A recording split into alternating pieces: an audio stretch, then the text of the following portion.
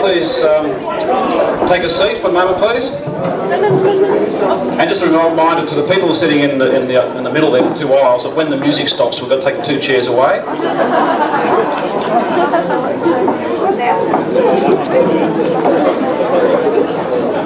Front and centre, please, for Chrissy, Lizzie, Phil and Rich. Oh, yeah.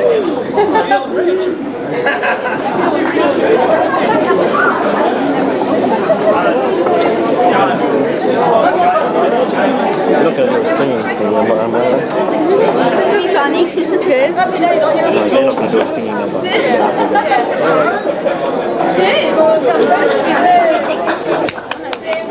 Thank you all for coming today. It's been 50 years in the waiting, I guess. But on behalf of us five, we certainly do welcome you all this afternoon to the celebration of the 50th wedding anniversary of Mum and Dad. And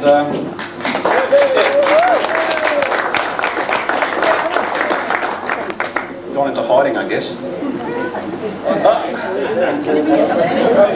Well, I think, Rick, can you escort Mum up, please? You're actually not talking.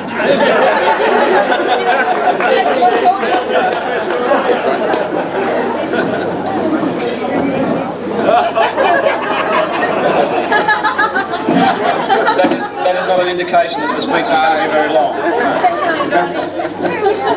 Best looking bride of mate. A bit late to say I do now. That's the number one. Thank you. 50 years ago on March the 11th, was that 1950? That's when I went back on the internet the other night looking for something that happened back in 1950. I had to go back and that's the first half of last century. And there wasn't a real lot that occurred, so they tell me. I mean, they had we had the Australian Grand Prix racing in Melbourne. There's all these big cars that were doing 300 kilometres an hour. Back in 1950, the Australian Grand Prix was a little bit different. I think it was won by an Austin A30. Hey, we had a quick batting in cricket, don't we? It certainly did. But one of the other interesting things I found was back in 1950 there was a film that was made. It was called Father of the Bride. And when I saw this, I thought I better print it off so that we can sort of just tell you about it. And you may not have been aware that this film was actually made about Mum and Dad. It was a comedy of the travails and joys of a harassed father experiencing his first daughter's expensive wedding. The satirical film of the rights of the matrimony opens with a memorable scene. Well-to-do farmer, Lorne Hayes, played by Spencer Tracy, collapsed in a chair and looked back on the wedding he had just lived through, sitting amidst a pile of leftover debris from the reception of the rural home, Somerset, surveying the wreckage. And he tells his audience, "I'd like to say a few words about the wedding I've just been through." And he tells the story of his beautiful daughter Ellen, played by Elizabeth Taylor, of her announcement of engagement and all the ceremonial requirements and events leading up to the wedding over the period of 3 months. And this sort of, I did ask, got a bit of background behind this, just to check the sources, and I checked with one of our more senior members of the family, and he validated that it was quite true. And there are many memorable scenes, including his thinking about which of her suitors is the lucky man, his desire to get a peek at this Superman, her fiancé, Leith Cook, played by Don Taylor, and the lengthy man-to-man talks they had to determine if he could suitably support Ellen. Meeting and getting to know the in-laws with his wife, Jessie Ellen Clara, played by Joan Bennett.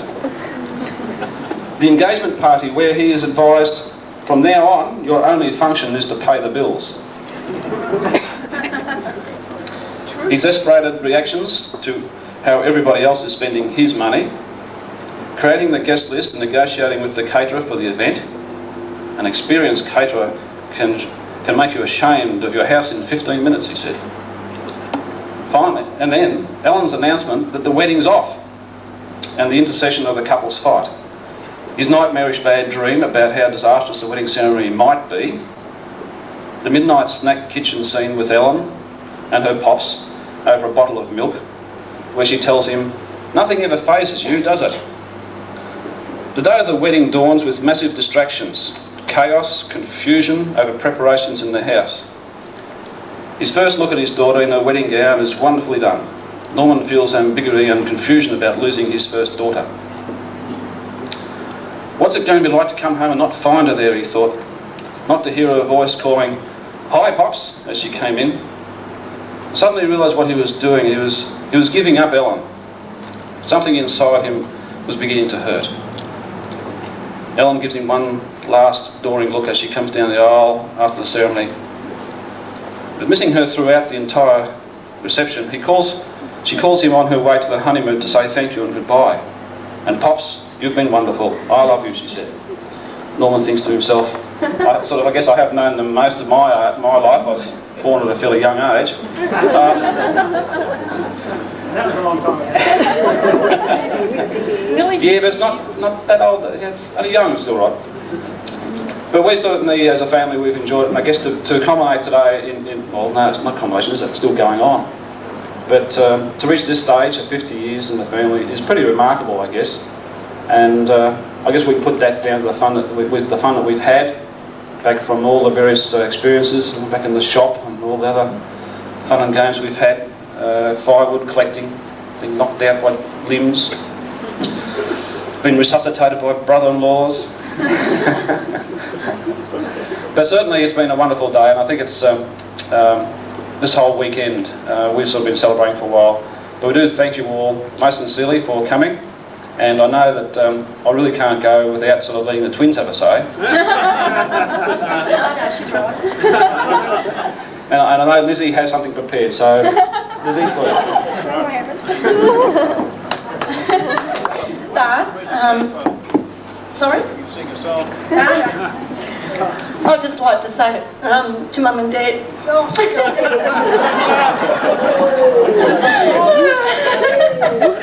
you always cry, not me.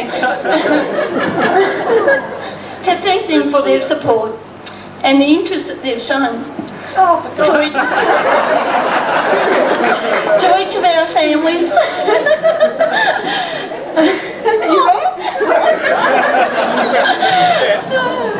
They've certainly given us a lot to look forward to, and I hope that we can do as good a job as they have. Thank you. Greg, we do love him. We could write a book on Dad. On his many wondrous things that he does, what doesn't do. But we do love Mum and Dad dearly, and they're just wonderful. At times they must want to bite their tongues and think, oh dear, but they're very, very good to us and don't interfere, but are there for us, and we appreciate that. Thanks, Mum, Dad. Mum and Dad. It's great to know that Mum and Dads are always right behind you. We live thousands of kilometres away, and Mum and Dad's only a phone call away, and that's always great. They've always been there for us. They've always been a terrific back block, I suppose, someone to fall back on, and always the right advice when you wanted it. Thanks, Mum and Dad. It's been great. Thank you. Oh, dear me. Yeah, well, look, I've really got to thank Mum and Dad, I suppose. I'm a bit like Chrissy. Oh, you're not.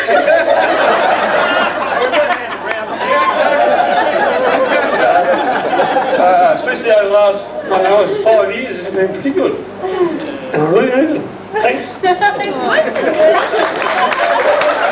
With Richard and his kids down, it's the first time I've seen them for a while. And they all want to see my scar. And as probably most of you older people know, I've got one on my left arm which was caused by a little accident at home. And no names mentioned. But, so I was telling Uncle Lowell about it, of course he knew all about it anyhow. That Dad had only just got home from the market in Melbourne, which he used to go to every fortnight. And Uncle Powell used to go the other fortnight. And just got home to have his first bite of a sandwich when I walked in from the front door with a big gap. And so it was into his mate's car and down the docks to get fixed up. Please cut the cake. Anybody with cameras?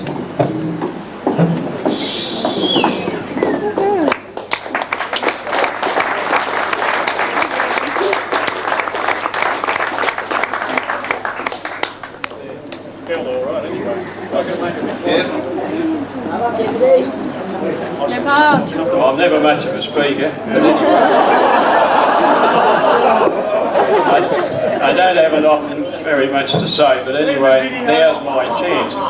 And on behalf of Nell and myself, I'd like to thank first up the family for organising this function, and we didn't realise that either they had so many friends or we had so many friends, but anyway, you're here and it's fantastic to see this group of people. It is lovely, and it's a shame it doesn't happen more often, but however, that's the way it goes.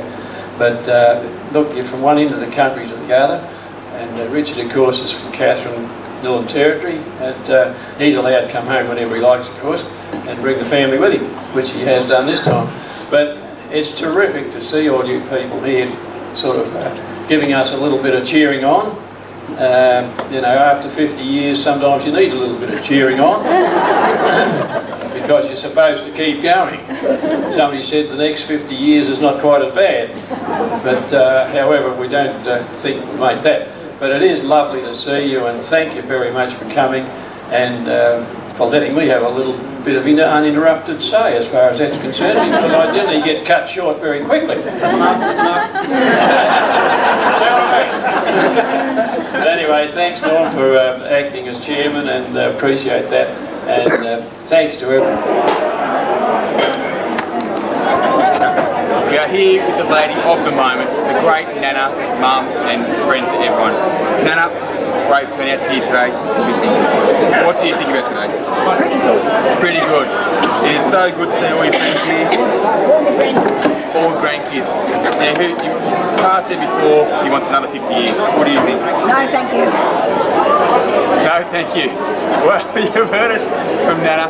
Pa, if you want to join us in here, say thanks, mate. Come on this side of me. On this side of me. Am I eligible? Come on. Am I eligible? This is your home video. You must admit, these two are a lovely couple. They truly are champions, and I'm pleased to be their great friends, or their best friends.